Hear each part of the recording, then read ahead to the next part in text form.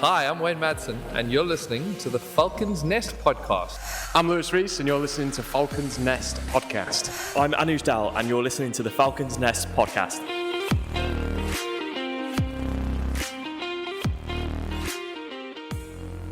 Welcome back to the Falcons Nest podcast. We're here at the stunning Repton School. I'm delighted to be joined by Ian Pollock, who many of you, if you're at the game today, will recognise the voice of.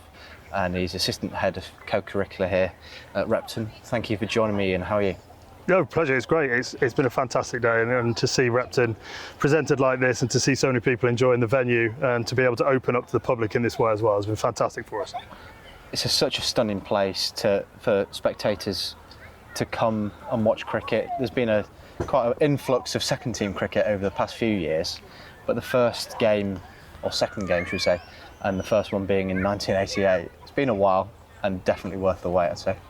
Yeah, it's brilliant to welcome List A cricket back. It's obviously been a long time since 1988.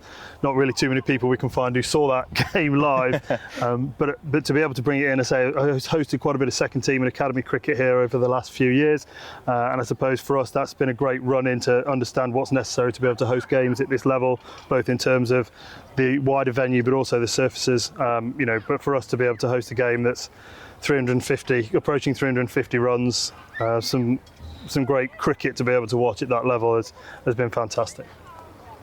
Yeah, it's been a fantastic day. Some people might just think you can rock up to a venue and just play cricket. There's a lot more kind of behind it from a Derbyshire side and a Repton side. Kind of, what does it mean for the school and the staff to be able to host this game? I think it's been able to see the school at its best, and particularly being able to open up to the public. Those people who know Repton in the area well, it's quite hidden and tucked away, just off the main road. You can't see it really from the road even if you were travelling through. So to be able to open up and have 1,700 people come through the gates and to be able to see the school in this way, the history of the ground. Cricket's been played on this ground since first matches in 1860. So an incredible array of talent, no doubt, has been here since then. And it's been great to see the professional game be able to grace it again today.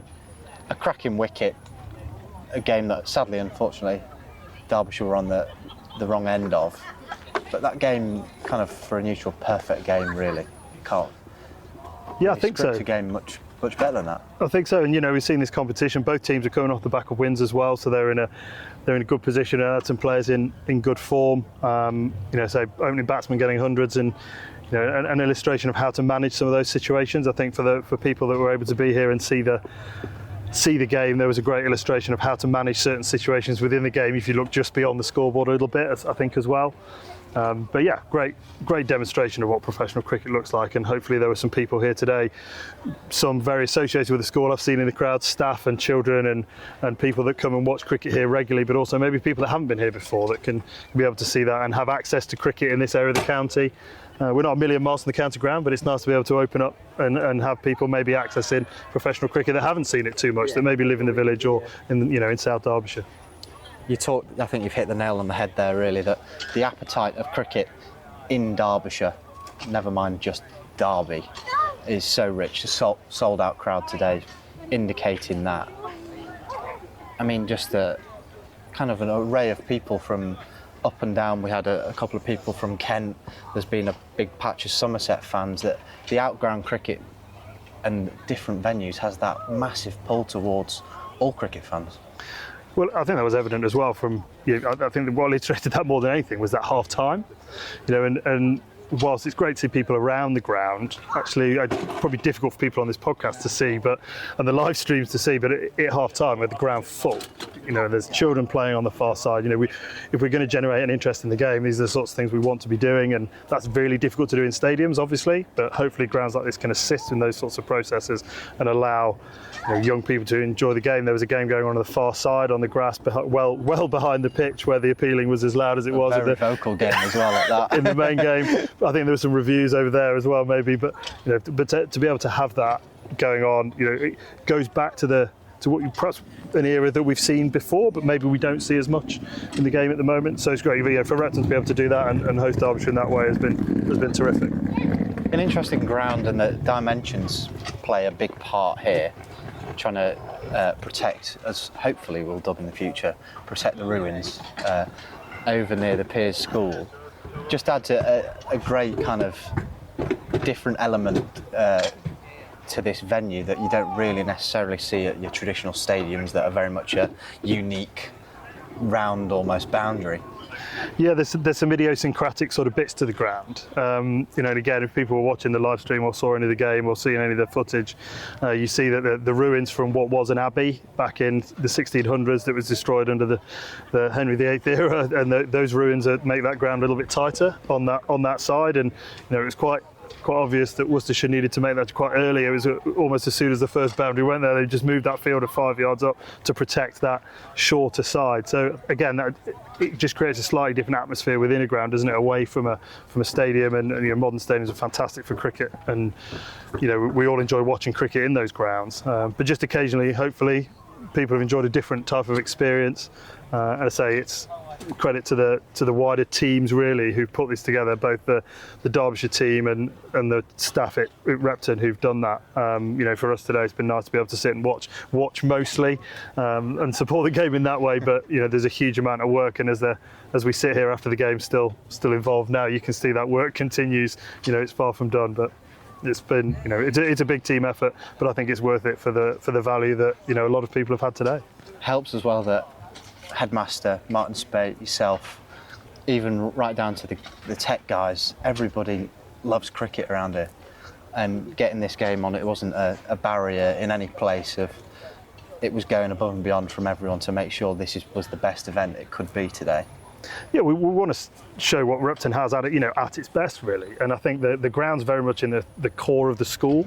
Our assembly hall overlooks the Palm. The ground's in the shadow of it now. Classroom buildings are around the edges, and there'll be plenty of people watching out of classrooms during term time. You can imagine when the boys are playing here. So it's nice to be able to do that. And I think as we sort of show that ground, it's just really good to be able to see it used in a different way. There's a lot of cricket happens here during school time, and it being at the core of the school makes a big difference. But it's actually very nice now to be able to have that shown in a different way and reaching a different audience. To have it live streamed to what will have been a big crowd, keeping an eye on their home teams would have been great.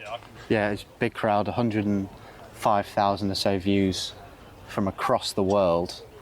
And Repton kind of does have that attraction around the world. There's pupils from all corners of every continent here. It's a really diverse school, and to be able to, like you said, open up to Derbyshire cricket, the first class cricket, it's brilliant. We are a global school. We've got 11 schools around the world now, both in the UK and then abroad as well. It is a global brand, and for us, we will naturally, because we're a boarding school, attract people to come from all over the country to be here. We've got boys playing in academies across a number of different counties. We're lucky to have the services of people like Martin Spate as technical director of cricket, who is able to see as many as they can, and Cameron Wake, who heads up our cricket. So we're in a really good position, really. But the ground's at the core of the school. Cricket has been at the core of the school for so long, 160 years plus since it played its first game, and on this ground. So there's no getting away from the fact that if you've come to Repton, you've seen and been exposed to cricket in some way, whether you like it or not. There's a way of doing that, and that might be being able to be here and see some professional cricket or playing in the first 11, but also all down to house cricket or just that sort of level. It's just part of our duty is to expose as many people as we can to the game, as we try to today.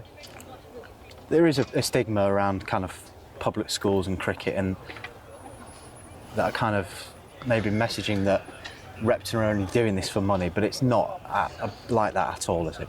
No, I think we have a responsibility to, as I said before, to open up and be part of the community as well. We try and do that with lots of our facets of our sport in particular, that we'll open up, in our theatre and our music. We try and open up to the public as well. Repton's not a huge venue in terms of your village. The village is not enormous. It's not a town. It's not that big, but we do open up to the community a lot. And this is just another illustration of how we do that. And the independent sector is well known for producing a lot of good cricketers. The benefits of that are simply that they have a lot of time to be able to do it. They're here all the time. We have full-time staff who support that. So they are able to be exposed to a huge amount of cricket and develop in that way alongside their academic studies, and that's the niche really, is being able to have those two aims to from a school and education perspective alongside the high standard of cricket that they can play.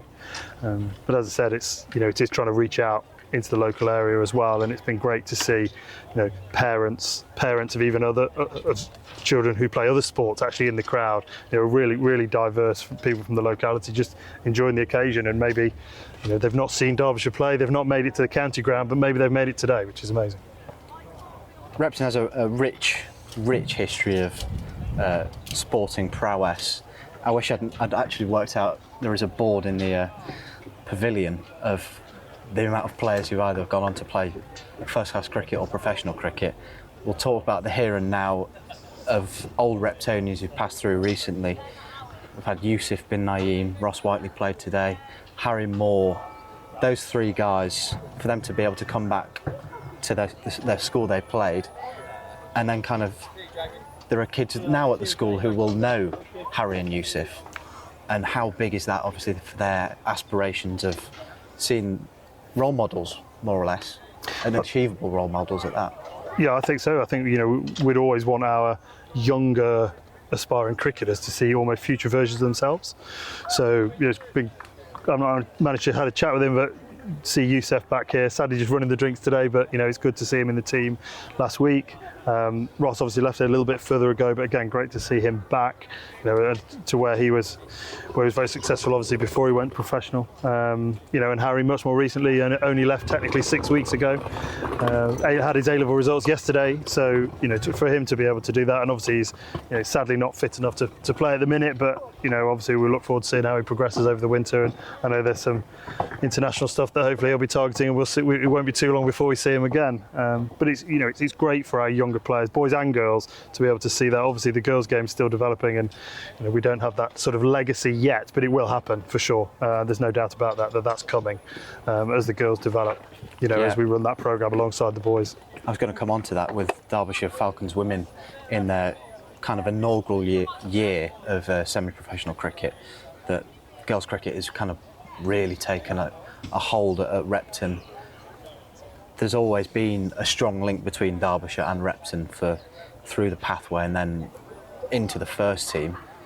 That's only going to strengthen kind of with the girls feeding into the Derbyshire pathway. Is that something that really is at the height of the aspirations of the school, to produce as many girls to go on to play for Derbyshire cricket and kind of maybe Nottinghamshire and close other counties? Yeah, and as we said, the pupils come from a range of counties all over the UK, so naturally they've got different county attachments, but it's particularly good to see Ella Porter playing in the Derbyshire women's team this year. Again, she's probably someone who is at the forefront of girls' cricket when it starts to develop. First girl to get 100 here on this pitch. Now there's been more that have followed her, but almost that pioneering period a few years ago. We're looking to keep that momentum going, when ultimately we'll get to a point where it's cricket, not boys cricket and girls cricket. They're run the same and they get the same privileges and same amount of time and same level. It's a hugely expanding game, as girls football is in the same way. It's been a big growth era. So it's been great to see the girls become. They were down at Arundel a couple of months ago, winning the National T20 Championship. So it's grown exponentially in schools, full stop. Really, the participation is now really high. So it has been great to see that and to see them develop. And now, if you pop upstairs in the pavilion here, you can see on the on the honours boards, there's hundreds and 5-wicket hauls. It's traditionally, back in the day, it would have been just male entries. Now it's not; it's female entries too. So that's fantastic to see. We sat here as the sun sets at the school. I guess from your aspirations, what hopefully, I feel like everyone will agree that today's been a roaring success. Are there Repton ambitions of how we could further this next year? Well, I think, I'd like to think people have enjoyed it. From the vibe we've got, it obviously really helps when the sun's out. I think that almost too hot. I think so. Today. I think it makes a big difference. I think they're, we might have been having a different conversation if the covers have been on and off all day, but we've not seen those in any form, have we? So yeah, we'd love to maintain this relationship. Again, it's all the things we've already said about what these opportunities offer in this area of the county, and for us as a school, we'd love to be able to do this again. We know that counties in time might host 4-day games. Obviously the calendars change all the time for the counties. Recently, obviously, a lot of press around the changes in the schedule for next year, and that's had its fair amount of media. So, in any way we can help out the county, we know we'll be keen to do that, and the county know where we are. So, yeah, very successful day, and thankfully not too many lost balls and unhappy residents at the end of it, Ian. Well, there was a bit of extra netting, I think, which helped, but there were certainly some good hits, on a pitch that produces, say, 35 runs. But I say it's been great here. It's been fantastic to host Derbyshire and all the guests and patrons today. We'll look forward to doing that again at some point in the future. Pleasure. Thank you for chatting with me, Ian, and hopefully be back next year for a win and another cracking day at Repton School. No, it's been great. Like I say, it's fantastic to be able to have a partnership with the county to be able to do this, and we can still, I don't know whether the microphone's picking that up, we can still see a game being played with the bins on the far side 40 minutes after play's finished, so someone's enjoyed it at least.